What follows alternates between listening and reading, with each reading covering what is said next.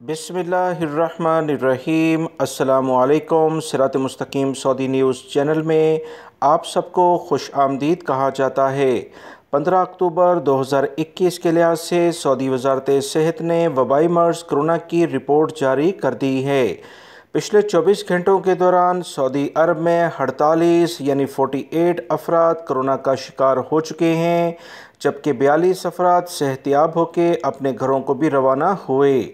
3 افراد کا کرونا کی وجہ سے پچھلے 24 گھنٹوں کے دوران انتقال بھی ہو گیا ہے۔ انا للہ و انا الیہ راجعون۔ جبکہ 112 افراد کی حالت کافی زیادہ خراب ہے، جن کے لیے خصوصی طور پر دعا کی جائے۔ سعودی وزارت صحت نے مزید بتایا کہ 8758 افراد اس وقت بھی سعودی عرب میں کرونا کا شکار ہو کر رجسٹرڈ ہیں۔